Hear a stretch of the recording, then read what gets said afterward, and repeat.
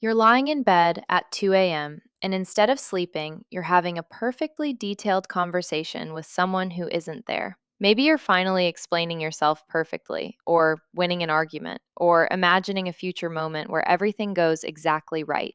And the strangest part is, your heart is racing and your emotions feel completely real, even though none of it is actually happening. Your brain isn't randomly daydreaming during those late night scenarios. It's running automatic simulations. You recognize three types: the perfect comeback, the future success moment, and worst case preparation. You'd handle disaster. None of this is a choice. Your brain does it automatically, constructing these detailed mental representations because it's preparing you for action and protecting you from threats. That's why your heart races when you imagine winning an argument, why relief floods through you when you rehearse explaining yourself perfectly. Your body responds as if it's real because the simulation activates the same neural systems.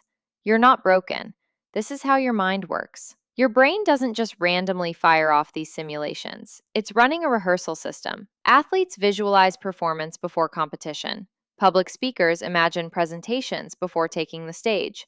Your mind does the same, except it's running constantly in the background, practicing for conversations that might happen, relationships that could develop, challenges you might face. The difference is that some people's simulation system runs automatically, fast, involuntary, triggered by tiny social cues. Walk past your boss and you're rehearsing next week's presentation. See a text notification and your brain starts running scenarios before you even check it. This isn't a bug in your system. It's your brain creating mental representations of future experiences, using the same neural networks that handle memory and emotion. That's why these imaginary conversations feel so real and why your heart races during them. Think back to those rehearsal simulations we just talked about.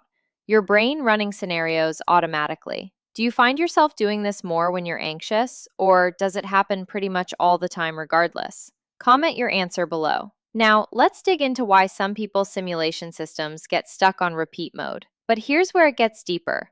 Your simulation system isn't just randomly firing. When you're constantly running scenarios, your brain is analyzing every social interaction for potential threats or opportunities. You replay conversations because your mind is processing whether you said the right thing. You rehearse future interactions because your brain is preparing you for social challenges. That's why these conversations feel so emotionally intense.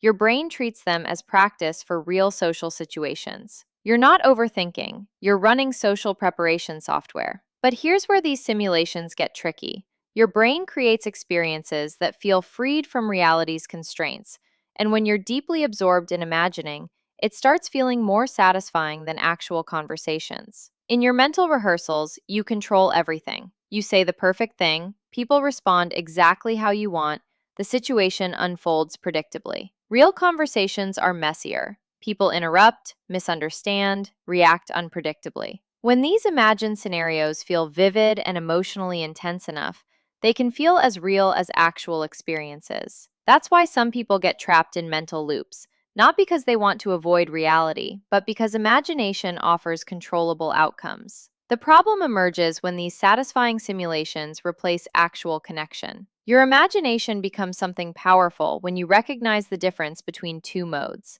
simulations that prepare you for action versus simulations that replace it. When you're rehearsing that perfect conversation, your brain isn't just daydreaming, it's developing actual strategies for how you'd respond, what you'd say, how you'd handle pushback.